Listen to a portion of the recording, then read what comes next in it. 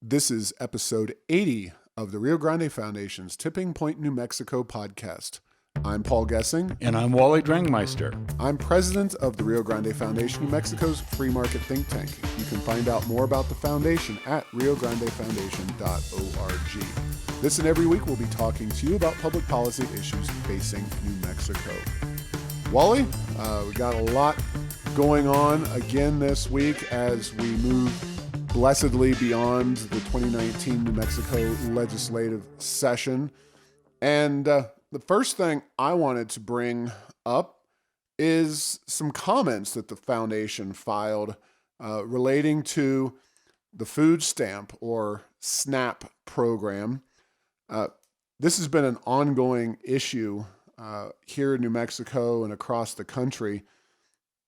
SNAP is what people call food stamps these days, but the program expanded massively during the last economic downturn, the recession, and it's been difficult to reimpose any standards whatsoever for food stamp recipients. And the Trump administration is trying to do that for what are called ABAWDs or ABODs. I don't know that people use, say it that way, but those are able-bodied adults without dependents.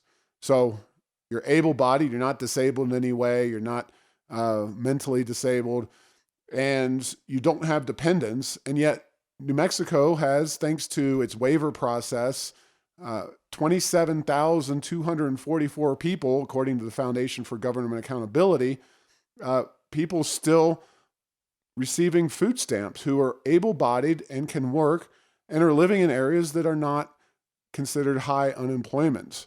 So Rio Grande Foundation has filed numerous comments over the years with the federal government on trying to reimpose some requirements that folks get back to work, get back engaged with the workforce.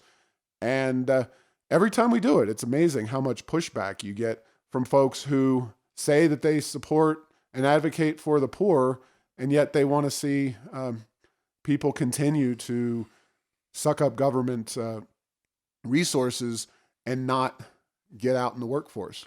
Well, correct me if I'm wrong, but a lot of these loosening of the rules came in the aftermath of 2008, the economic crisis, the financial crisis that our country and our state was experiencing. And the idea was, there aren't any jobs out there anyway, so why should we punish people? Well, fast forward a few years, and we are in an economy where unemployment is very low, and various groups are experiencing record employment, which is fantastic in general. It is an example of the one-way street that is a government program. Nothing is harder to kill than a government program whose time has come, or in this case, maybe the program wouldn't be at fault, but the fact that a major component of it needs to be adjusted, and nobody's got the will to adjust it. Yeah, and it's been more than a decade now, so more than a few years since the economic downturn. We're here in 2019, and 2008, 2009, New Mexico, it hit a little later than in some places. But it's time for folks to get back to work. The unemployment rate in New Mexico statewide is 5.1%. It's certainly lower in many other states and lower in many of the major metros than it is in rural communities. But, I'll go so far as to say that mobility is arguably the greatest means of getting a better job that we have access to as Americans. Whether it's traveling from a high unemployment rural community or urban area, inner city, whatever, and getting out to an area that's got more jobs. That is one. And then, of course, the other is traveling from a state that, maybe New Mexico, which is not so economically prosperous, and moving yourself to a state that has many more opportunities. The worst thing I think that government can do, whether it's state or federal, is incentivize people to stay in economically failing areas and put them on the government dole to do that as they wither away and lose their job skills and connections with society. Yeah, this is an interesting topic for me. I've been kind of following it for a long time, and I'm going to this quote. I will not ascribe it to, although a former governor is purported to have said it. And when asked about, well, what about the problem of unemployment and lack of jobs in rural areas, and the quip was move, but the point is there are places in New Mexico that demographically, economically, socially, population wise, they are contracting. And it doesn't seem like there's a whole lot to get in the way of doing that. And it's a question of is if you're a state like New Mexico, if we're going to quote unquote invest in job creation, would you do it in the place that's the most difficult and the least likely to succeed? Or would those policies be best done elsewhere or not at all? Yeah, no, I think it's highly underrated, the ability for people to move to get to places that have more jobs and opportunity, and really solve so many of their problems, and keeping people in isolated, economically distressed places is not good government policy. Uh, and that's kind of a useful transition. Oh, and by the way, folks, go to arrowsoфenchantment.com. You can find this posting, which is the one on SNAP benefits and their negative impact, or the way you can try to change the policy of the federal government in order to put some standards in place. The title is "With Record Economic Strength, Rio Grande Foundation Files Comments in Support of Able-Bodied Without Children SNAP Work Requirements." And then it says, "And you can too." And that is a hint, a strong hint, for folks to go and file their own public comments. I know filing public comments is not the sexiest form of political engagement, but trust me, the left is out there. They are engaging, they are filing comments, and for whatever reason, it's almost hard for me to understand why, but they are. There's going to be plenty of comments filed in the other direction, demanding or telling how horrible it would be for able-bodied people to have to go back to work. So it would help the cause if you can file your own comments. And our comments, as usual, are directly placed in the blog post, so you can go yourself. arrowsoфenchantment.com. Now, Wallet Hub, much criticized often by many people, but again, each individual report, whether it's 24/7 Wall Street, Wallet Hub, the federal government, any of your major think tanks, left, right, or center, you have to look at the individual data used and the information included in the report to figure out whether it's meritorious or not. I think we all know, anyone who follows public policy in New Mexico on a more than cursory basis, that we are very reliant on the federal government. And Wallet Hub's new report, 2019's Most and Least Federally Dependent States. New Mexico, number one with a bullet. The total score we have is 85.81. That is a compilation of a number of factors that put us at the top of being most dependent. Federal contracts, highest dollar of contracts per federal taxes paid, federal assistance, gross domestic product per capita as a state. And New Mexico is considered the number one most dependent overall on the federal government. Not a surprise. Mississippi, that old thank God for Mississippi thing doesn't quite hold up. They're saying thank God for New Mexico. Kentucky, number 3. West Virginia, number 4. Alabama, number 5. So the usual suspects all right there at the top, being most dependent. And then when you get into least dependent states, Kansas, Delaware, New Jersey, Utah, and Illinois. Interesting enough. These are states, I guess, without major federal installations, relatively high income places, and relatively small federal presences. So that is at wallethub.com. It's not a surprise to anybody, again, that follows New Mexico, but it is really critical that New Mexico policymakers figure out ways to make us less dependent on Washington, D.C. But Wally, I don't see anyone in Santa Fe, certainly not in the majority, getting much of a burr under their saddle about making New Mexico less dependent on Washington, D.C. No, the as close as they got, and believe me, this is a country mile away, is they talked about diversifying the economy, but at the end of the day, what they did was diversify their sources of taxation to grow government in good times and bad. Those are not the same thing. And, if anything, they damaged job growth and job creation, but there was certainly nothing that I could point to say this is a positive policy. I'm not sure about you, Paul. No, I think after the 2019 legislative session, New Mexico is more dependent on oil and gas and more dependent on the federal dollars than it was heading into the session. In fact, one of the major quote unquote accomplishments was taxing the federal government vis-a-vis the contractors for Los Alamos National Labs, because heaven forbid that a nonprofit managing the labs escapes the gross receipts taxation, and that was rectified here in this session. Governor Martinez had vetoed a similar bill previously last year.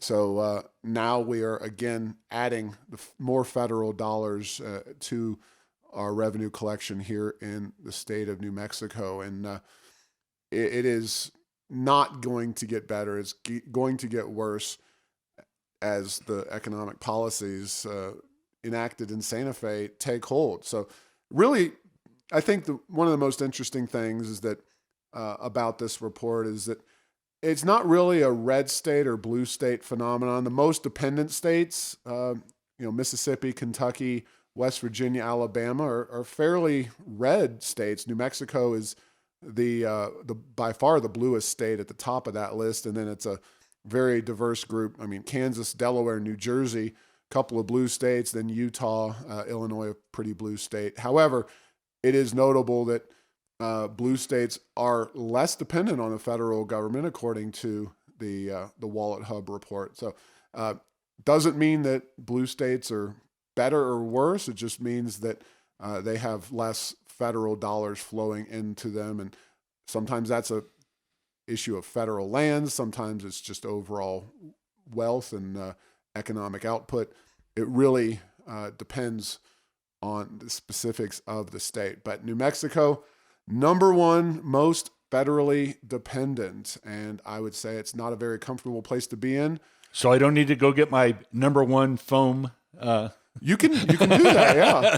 And by the way, the news, of course, just came down recently that Tom Udall, the senior senator, although not very senior by senatorial standards, is not running again for his seat, which means that New Mexico's seniority in Washington, D.C., the ability, as was seen for so long by Bingaman and Domenici, to bring home the bacon, that is going to continue to be stymied as New Mexico sees relatively high turnover in its congressional delegation. Well, and to just wrap this all up, there's often the discussion, we don't need to be so dependent on oil and gas. And okay, that's fine.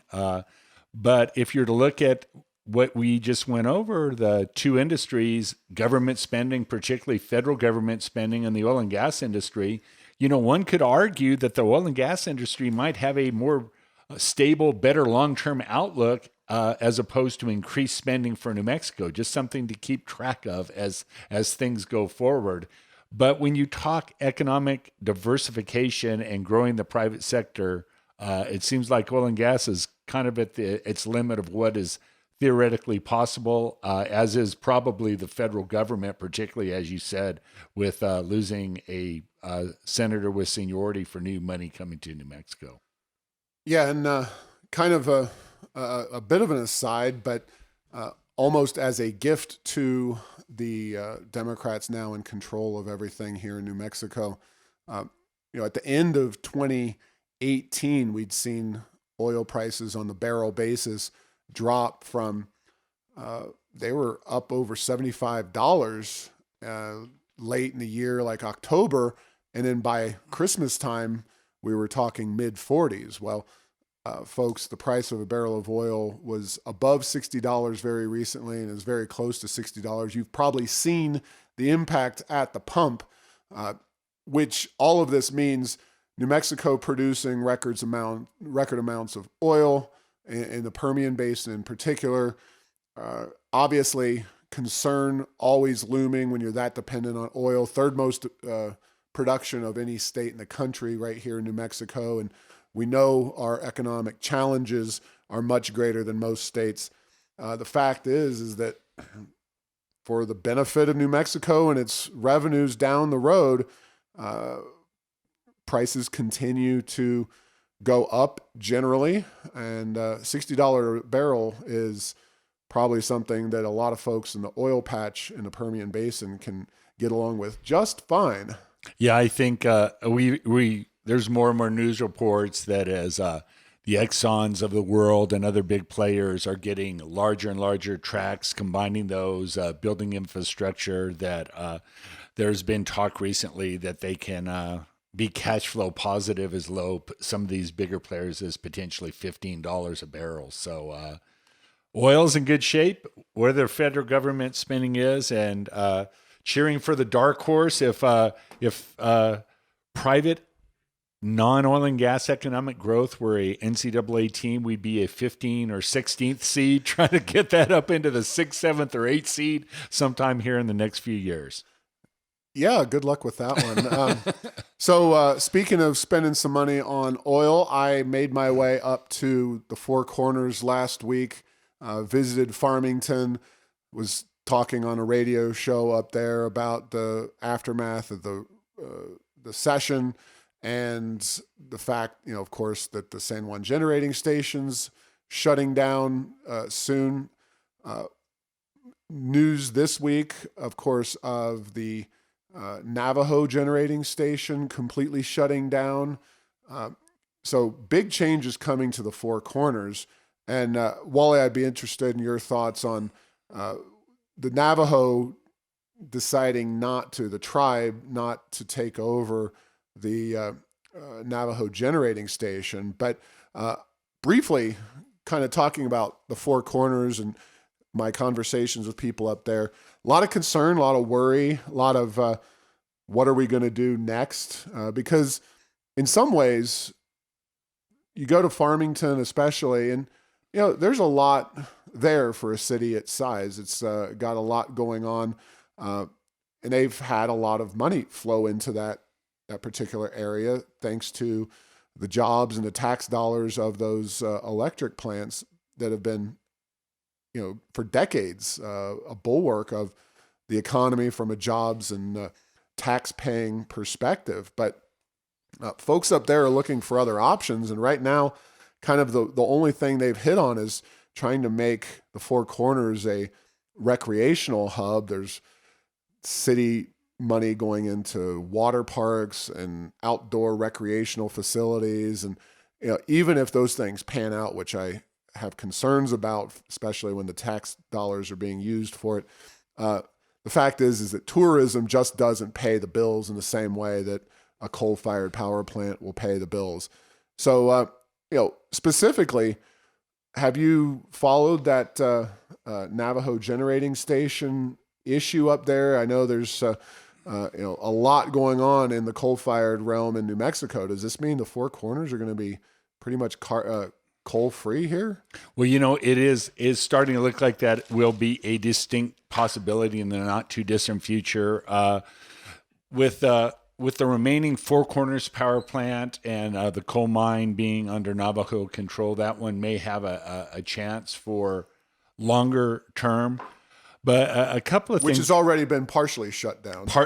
And the Navajo generating station is supposed to shut down, I believe, at the end of 2019. Yes. And so there was some thought that could be kept open. It looks like not. One point I would like to make about the Four Corners region is when natural gas prices got so low, and almost all capital, all new drilling was for oil. So natural gas production is still very high, but it doesn't come from a gas only basin like the San Juan anymore.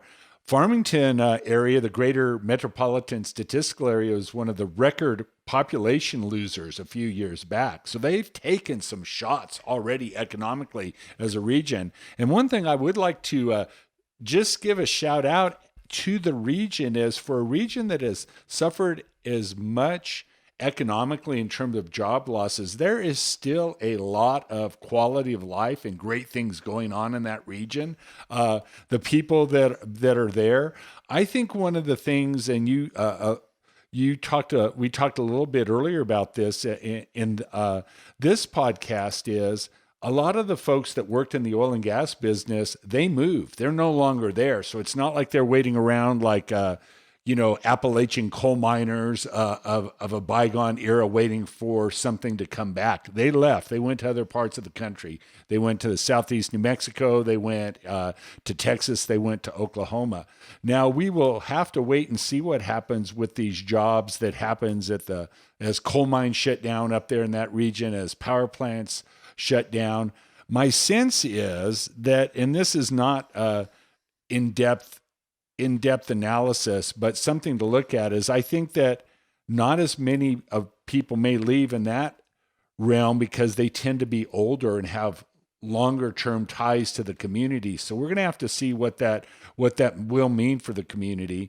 But you can't lose hundreds and hundreds and hundreds of absolutely base level economic jobs without it rippling through the economy of that region. And there are some things in the recently passed Senate Bill 49, but I do think it's casting pennies at dollars worth of problems up there, and we'll have to see what happens. But the long and short of it is, coal is not faring very well in that region, and with the Navajo plant being shut down, that whole region is yet again going to face some severe economic challenges. The other issue is that Navajos both on and off the reservation tend to be pretty disproportionately hurt, and that reservation is an entity, the sovereign Navajo Nation, that has a very tough time with employment. And to see a lot of these jobs going away, I think it will hurt them, right along with the county of San Juan and the communities, Farmington, Bloomfield, Aztec, and the like. No doubt about it, and it is interesting to note, of course, that New Mexico has seen record natural gas production, up 13% just last year, record levels for natural gas. But the San Juan Basin in northwestern New Mexico has continued to decline in its production. And oil and gas, it took me a long time to figure all this stuff out because it is complicated. Natural gas can be either the main product of drilling or a byproduct. And simply the southeast New Mexico Permian Basin is booming to such an extent that the byproduct of natural gas being produced down there is pushing New Mexico to higher and higher totals in natural gas production. It's not even what they're really going after. It just happens, and things are so bonkers down there in the Permian Basin that's what's happening. This was written up in some detail in the Albuquerque Journal just a week or so ago. NM oil production hit record high in 2018 from the Albuquerque Journal. So it doesn't mean that things are going well up in San Juan County, though.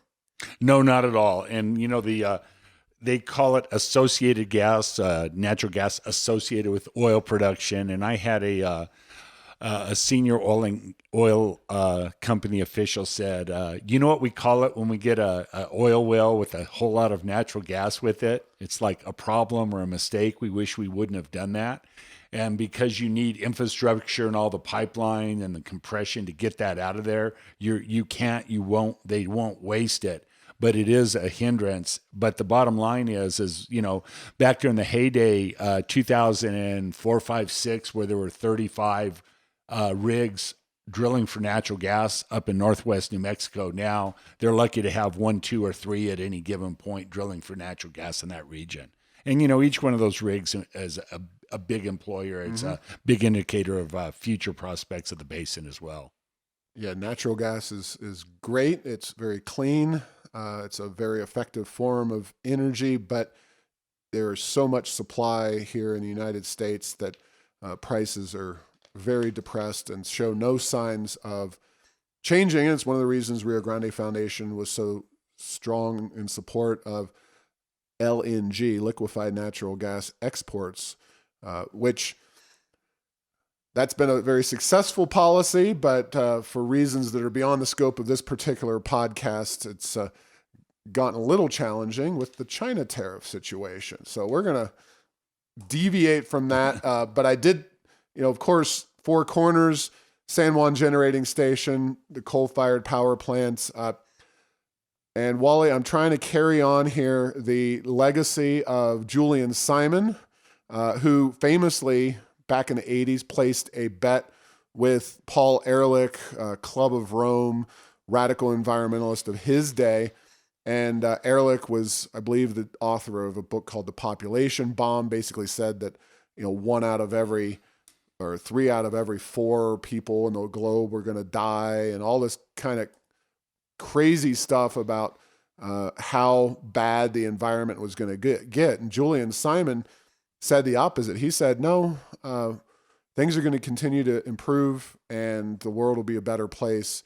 I forget how long they took for their bet. Well, social media being what it is, I've been engaging with the folks at 350.org who, this is their Twitter post. I've been saying how the renewable mandate in the Energy Transition Act is going to cause electricity prices to go up for New Mexicans. And they said, we had analysis done of the RPS scenario through 80% by 2040. It showed major benefits for New Mexico with no increase in electricity costs. Why? Because there is no fuel cost with renewable energy.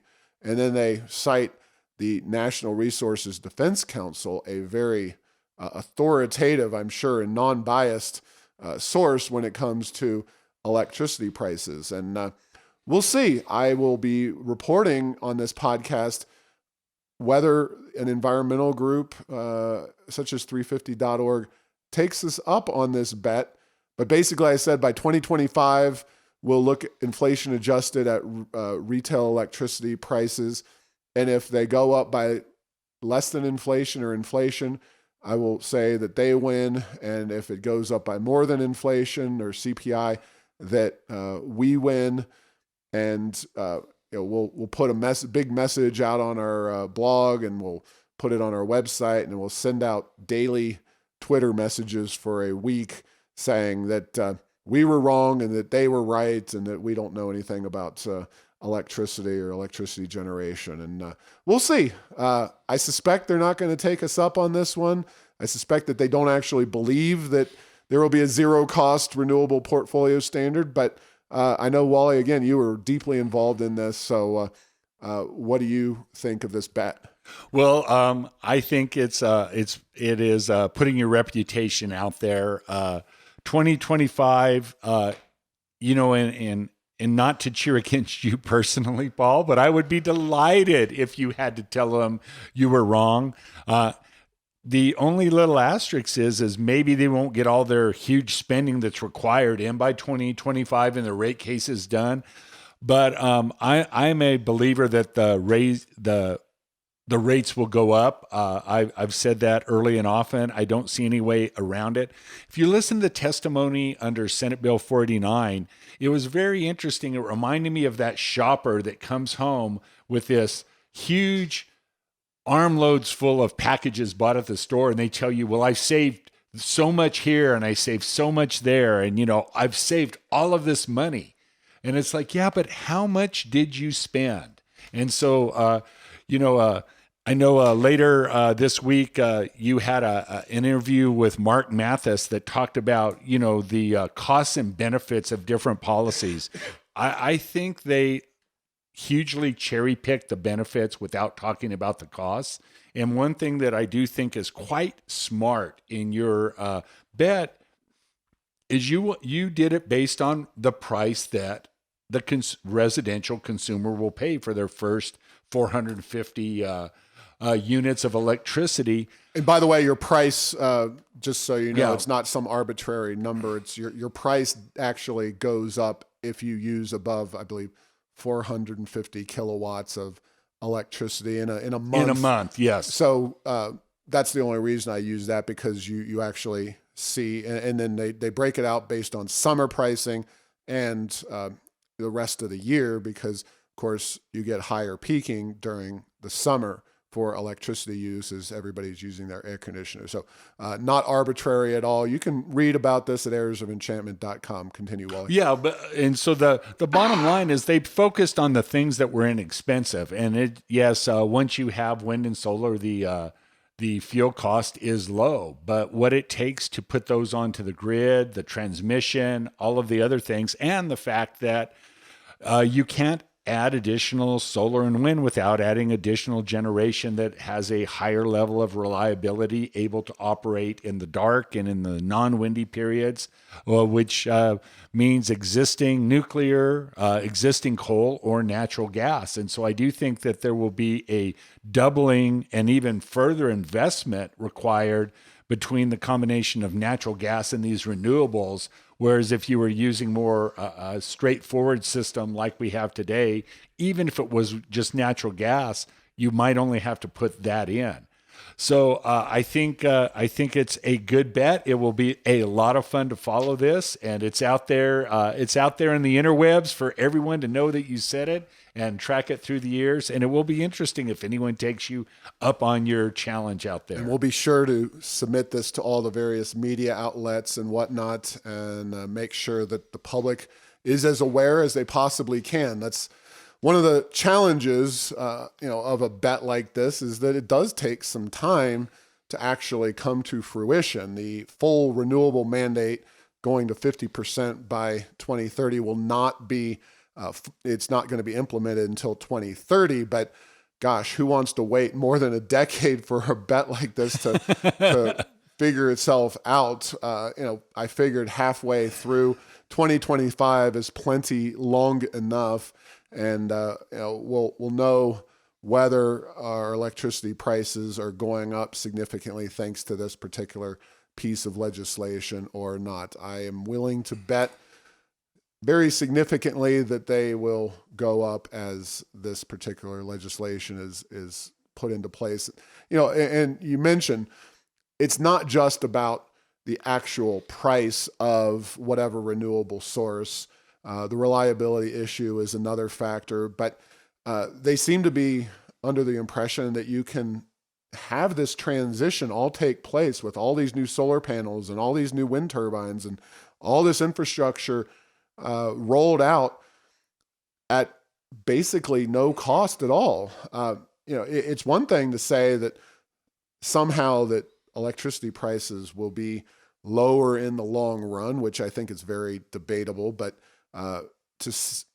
those wind turbines cost real money, solar panels cost real money, and then functionally bringing it all to the grid is really where the rubber hits the road, and making sure you have the appropriate backup and batteries and all that stuff makes for a very complicated and presumably very expensive operation. Yeah, no doubt about it. I heard a comment during the legislative session during a committee hearing where it was basically the too cheap to meter argument. Just so you know, that was a argument that was made about nuclear power as it came into fruition between the 50s, 60s, and 70s, that it was going to be too cheap to meter. Well, as we all know, nothing was further from the truth, and I have a feeling that'll be the case with our renewable, quote unquote, transition. Well, another transition we need to make is in our pension system. Of course, nothing happened during this session to improve the unfunded liability situation with New Mexico's government employee pensions. Some money was dumped into the system, but it doesn't do anything to actually improve the solubility of the pensions. And so the American Legislative Exchange Council did a report. They, I think, do this every year, but it's called Unaccountable and Unaffordable. Unfunded public pension liabilities exceed $5.9 trillion.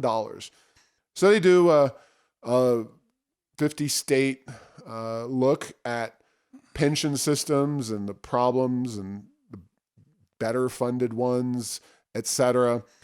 New Mexico is definitely behind the eight ball when it comes to its unfunded pension liabilities in this report and in numerous others that we've looked at.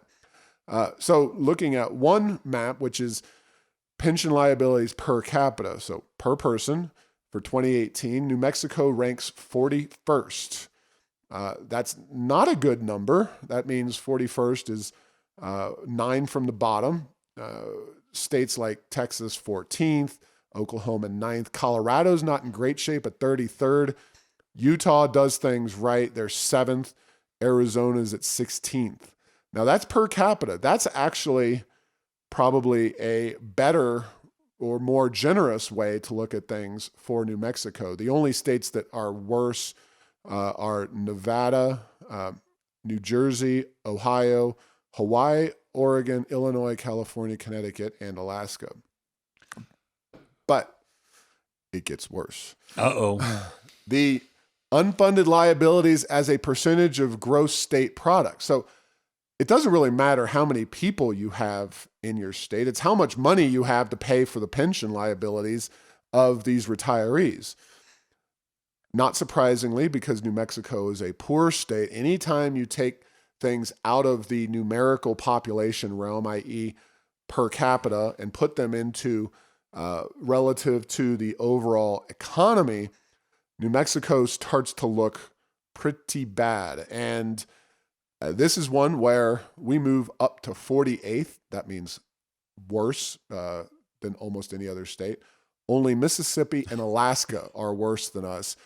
We're worse than Illinois, the state that everybody assumes is on the precipice of a massive crack up in their pension system. They're only 43rd. California, another one that everybody assumes is on the edge of a crack up, 39th. So New Mexico faces real problems with its pension system, and I see zero political willpower to address the issue. Well, and again, doing a shout out to the Thursday podcast about complex topics and how they're addressed politically and in the media. You know, pensions are complicated. You have to assume rate of return on the amount that is funded. You have to figure out how long, on average, different groups of people are going to be. You have to estimate what the growth in wages will be and what inflation will be. Again, none of these are precise. But because of the accounting rules in the private sector, it's a reason that these pension plans no longer exist in the private sector is they're so exorbitant. And when public companies had to put those liabilities on their books on a quarterly basis, they just said, no, we can't afford to do this. Government doesn't put it on its books as much, and they're the last bastion of this. And this is one of those political topics that's very easy to kick the can down the road. You know, if you're a new governor like Michelle Lujan Grisham, can you do something for 8 years and probably not have it explode during your tenure? And the answer is there's a very good likelihood it wouldn't explode. But by doing nothing during that 8-year period, in the next 8 after that or 16, you just raise the chances of financial Armageddon for the state of New Mexico. And it's one of those issues, again, with a long time period, complicated and lots of numbers. And from a political point of view, you don't get any points. You're not building a new fire station or a library with a politician's name on it. You're paying a bill that the state of New Mexico has basically encumbered itself, but it's not the popular thing to pay your bills in government. Well, yeah, it's probably the single greatest problem facing all levels of government throughout our country, perhaps the world, is that the politicians have figured out that if you can provide some immediate benefits to some constituency or another, and defer those costs into the future, you're going to have a political winner on your hands. And so we've seen that from Social Security, Medicare, Medicaid. You've got public employee pensions is a big one. Just the overall size of the federal debt or unfunded liabilities in government. Not to mention the rail runner right here in New Mexico, where Richardson managed to dump the majority of those costs onto future generations by including balloon payments, which have since been renegotiated, but are going to further burden taxpayers of New Mexico. So very unfortunate. It's something that, quite frankly, voters need to be better informed about, but democracy gets to the lowest common denominator way too often, and the average person fails to understand. And another one is this Energy Transition Act, because the immediate attaboys and attagirls of we're going to be 100% renewable, and then you're not having to actually pay a bulk of the cost for it. Those costs may start to come due as Michelle Lujan Grisham exits office, if she does get reelected, and she's in for 8 years, and we should start to see those negative repercussions. But it's very difficult for the average voter to hold those politicians accountable when all the benefits are front-loaded and all the expenses are backloaded. Yeah, and the great economics book, Economics in One Lesson, talked about how you have concentrated benefits and diffused costs.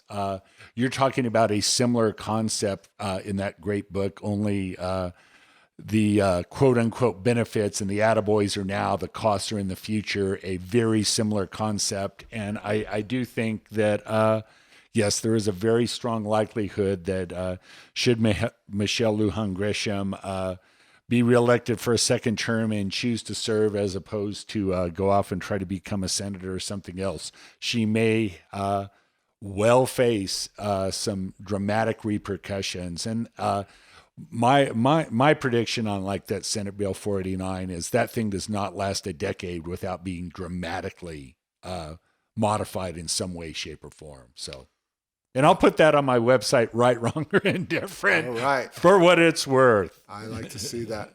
Well, one last thing is, as if enough wasn't happening with our bet with the environmental groups on those electricity rates, Rio Grande Foundation, and we haven't formally announced this yet, but keep an ear out because you are the remnant, the hardcore supporters of freedom and liberty in New Mexico. And for those of you who are artistically inclined, we will be holding our own logo contest for the state land office. Don't expect Stephanie Garcia Richard, the commissioner, to take us up on putting your logo in the Land Commission office here in New Mexico, but we want folks out there to more accurately represent the land office and where it derives its revenues from, which hint, hint, ain't windmills like they have on their current new logo. But we also want to New Mexify it a little bit, have a little more representation of some of the landscapes you get in New Mexico. And we're going to offer some cash prizes for that. So keep an ear out and an eye out for that contest to create a real logo for New Mexico's state land office. Well, and Paul, luckily I'm associated with the podcast, so I'm sure I'm not eligible to win. So you do not have to submit my gumdrops and unicorn logo that I sent you in just one morning via a text message. Some useful ideas there, however. All right, very good. All right, folks, thanks for listening to this week's discussion. We are working every day to turn New Mexico around. Go to RioGrandeFoundation.org for more information or to support our work.